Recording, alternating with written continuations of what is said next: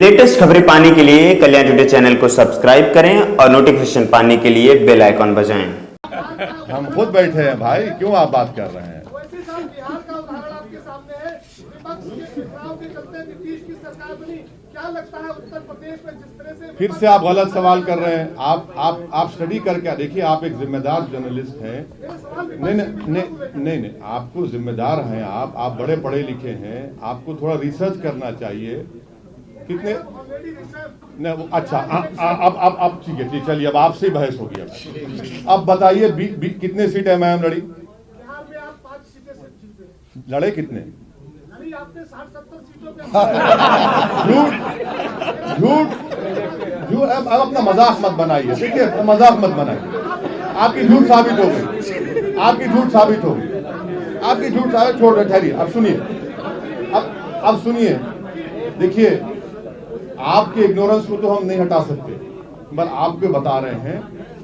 आपने कहा बिहार में 60-70 लड़े हम, आपने कहा ना अभी नहीं लड़े। सुनिए, नहीं लड़े, 20 लड़े, 19। चलिए जीते कितने? 5।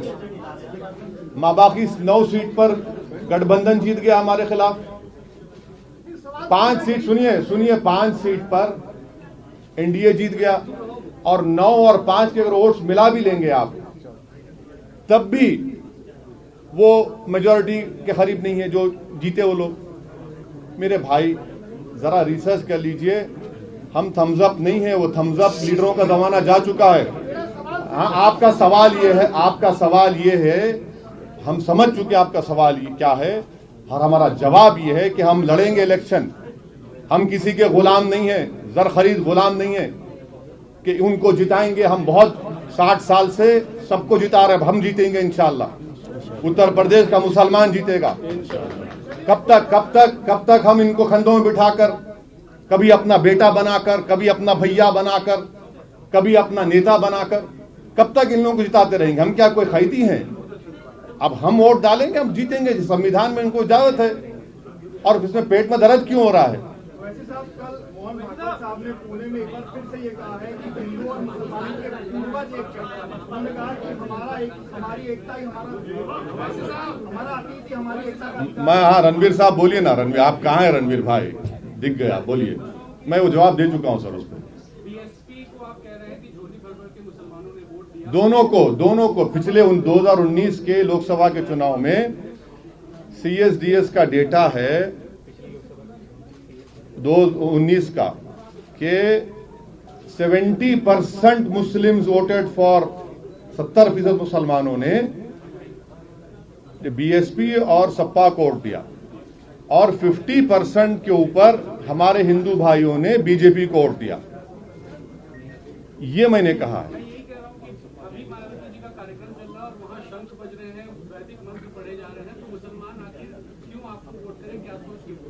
वहां जय श्री राम के नारे भी आज लगे हैं। हाँ, नहीं, देखिए, वो उनके पार्टी का प्रोग्राम है, जो करते कर लें। हमारा जो पॉलिसी, हमारा जो पॉलिटिकल ऑब्जेक्टिव है, हमारा जो कोशिश है उत्तर प्रदेश में, वो आपके सामने रख रहा हूँ। यूपी के इलेक्शन में तालिबान भी एक मुद्दा हो गया। आपका क्या सोचना है? क्या होगा? तालिबान है वो यूपी कौन बना रहा है? मैं आपको बताऊं, ऐसे नाम लेने से क्या मतलब है? किसी पार्टी का नाम मैं नहीं ले रहा हूं। अरे आप क्यों डर रहे हैं? हाँ, नहीं, बीजेपी कह रही है कि जो तालिबान का सपोर्ट कर रहे हैं, यहाँ पे ऐसे लोग हैं जो सपोर्ट कर रहे हैं। हाँ, उनके खिलाफ ये बोलिए ना, नाम लेके बोलिए। तो सुनिए, हाँ सुनिए, हकीकत ये है कि भारत के टैक्स पेयरों के पैसे 35,000 करोड़ रुपये हमने अफगानिस्तान में लगाए, जिसमें वाजपेयी सरकार भी सत्ता में थी, मनमोहन सिंह की सरकार और मोदी सरकार की 6.5-7 साल।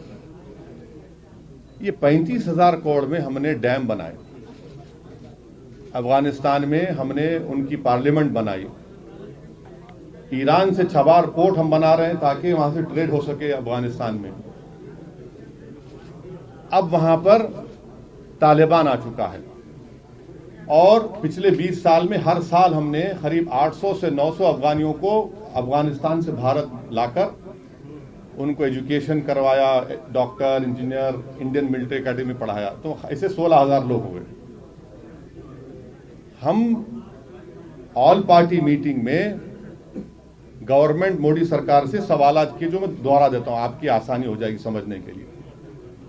मैंने ये पूछा कि क्या तालिबान एक टेररिस्ट ऑर्गेनाइजेशन है? अगर है तो यूनाइटेड नेशन में भारत सैंक्शन कमेटी का चेयरमैन है, तो क्या उनको डीलिस्ट करेगा या उनको वैसे ही बरकरार रखेगा? नंबर 1। अगर ये नहीं करते तो क्या आप अनलॉफुल एक्टिविटीज प्रिवेंशन एक्ट में आप उनको टेररिस्ट लिस्ट में शामिल करेंगे, नहीं करेंगे? आप बताइए ना। और अगर ये भी नहीं करते तो फिर उनको खामोश रहना चाहिए, इस तरह की वाहियात बातें ना करें। जो उनको अपोज करा उसको ये नाम पुकार देंगे। आप सत्ता में हैं।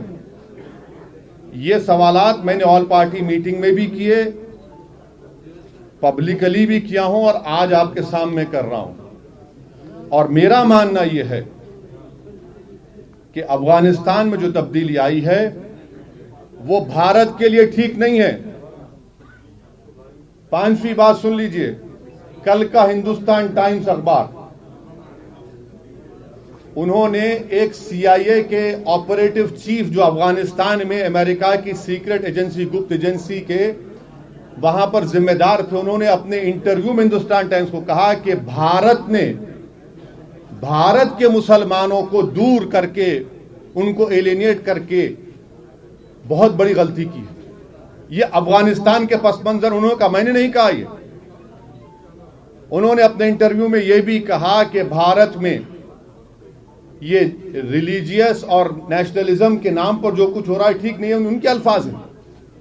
मैं फिर से आपके जरिए से मोदी सरकार से पूछ रहा हूं, वो जो CIA का जो जिम्मेदार आदमी अफगानिस्तान में था, जो ट्रंप सरकार को और बाइडेन को भी उनके लिए एडवाइस का, क्या वो सही कह रहा है, झूठ? अगर झूठ कह रहा है तो कंडेम करिए उसको आप। ये हमारे सवालात हैं।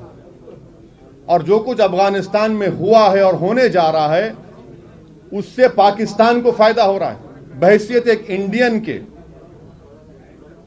ये हमारे लिए फ्यूचर में ये चैलेंजेस पैदा हो सकते हैं, जिसको सरकार को जवाब देना है।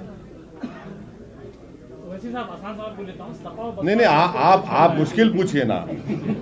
आप कोई मैथ्स के टीचर तो नहीं है हमारे। सपा और बसपा जब मान लिया आपको अप्रोच करते हैं IMM को, तो क्या आप उनको अलायंस के लिए तैयार होंगे? किसके?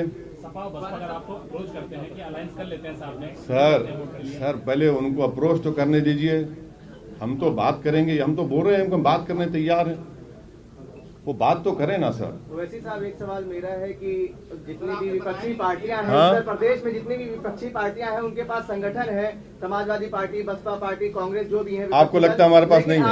आपको लगता है हमारे पास नहीं है? उत्तर प्रदेश में नहीं, आपको एक दिन हम अपनी गाड़ी में लेकर फिरेंगे, 20, 10, 15 जिला लेकर जाएंगे और आप थक जाएंगे, इतना फिरेंगे हम। आपको बताएंगे संगठन कहाँ है। बिल्कुल है संगठन। आप अगर आप बात कर एक मिनट, अगर आप बात कर रहे हैं 2017 की तो यकीनन मानता हूं, मगर पिछले 2.5-3 साल में मैं, हमारे पार्टी प्रेसिडेंट शौकत साहब और तमाम जिम्मेदारान, डॉक्टर साहब हमारे उत्तरौला के कैंडिडेट हैं, उन सब ने बहुत से करीब 40 से 50 जिलों में संगठन को अच्छी तरह मजबूत किया है, बूथ लेवल तक बनाने की कोशिश की है। संगठन है।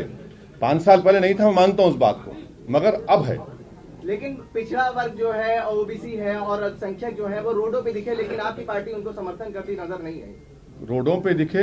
अभी भी रोड पे हैं। किसने पार्लियामेंट में CAA का बिल फाड़ा? सर, यहाँ नहीं, एक मिनट, अखिलेश यादव ने फाड़ा, कांग्रेस ने फाड़ा? कौन? किसने राह दिखाई कि ये CAA का कानून 2 मजहब के लोगों को, मजहब के बुनियाद पर देश को कमजोर कर रहा है? हमने कहा। आज भी हम साथ हैं। हम आपको ये कहना चाह रहे हैं कि जरा हमारे नजरिए से भी बात को देखिए। इसलिए आपकी बात, आपका सवाल सही है, मगर वो सवाल में सच्चाई नहीं है। वैसे साहब, योगी आदित्यनाथ के लिए आपने कहा कि इंशाल्लाह योगी को मुख्यमंत्री नहीं बनने देंगे। हाँ। आप चुनाव लड़ रहे हैं 100 सीटों पर। हाँ। फिर मुख्यमंत्री कौन बनेगा और मैथ क्या है? देखिए, आप जानते हैं बीजेपी के एक MP हैं, पाल साहब, जानते हैं ना? पाल साहब बने थे ना मुख्यमंत्री। हाँ तो यहाँ पे ठहरे, हम भी तो पॉलिटिकल स्टूडेंट हैं, ये पॉलिटिकल स्टूडेंट है। कर्नाटका में येदियुरप्पा बने, होता है भाई, हो सकता है, इंशाल्लाह क्यों नहीं होगा। हमारा ऑब्जेक्टिव है कि उत्तर प्रदेश से बीजेपी को हराया जाए। हमारा कोशिश होगी इंशाल्लाह ताला कि उत्तर प्रदेश से हम एमआईएम के विधायक बने। हमारी कोशिश होगी कि अतीक साहब और भाभी और जो भी उनके परिवार से लड़ना चाहेगा वो विधायक बनकर जाकर उत्तर प्रदेश में जोर से नाइंसाफ के खिलाफ आवाज उठाए। तो ये हमारी कोशिश होगी, ये हमारा ऑब्जेक्टिव है। इसमें बुरी बात क्या है, इसमें तकलीफ क्यों होने क्या बात है। नहीं सर, 100 सीटों पर आप चुनाव लड़ रहे हैं। अरे भाई, हमने कहा कि 100 सीट पर तैयारी हो रही है, तो हमने कहा कि 100 है, 100 से बढ़ेंगी भी हो सकता है। सर आप भागीदारी संकल्प मोर्चा में है, क्या हिंदुओं को टिकट देंगे आप? बिल्कुल आपकी पार्टी क्यों नहीं देंगे, बैकवर्ड और जो आप आज क्यों नहीं देंगे, बराबर देंगे। ओबीसी हमारे भाई हैं, दलित हमारे भाई हैं, क्यों नहीं देंगे, बराबर देंगे। एप्लीकेशन भी है, बहुत से लोग अप्लाई करें, बिल्कुल देंगे, इंशाल्लाह जीतेंगे, वोट भी मिलेंगे।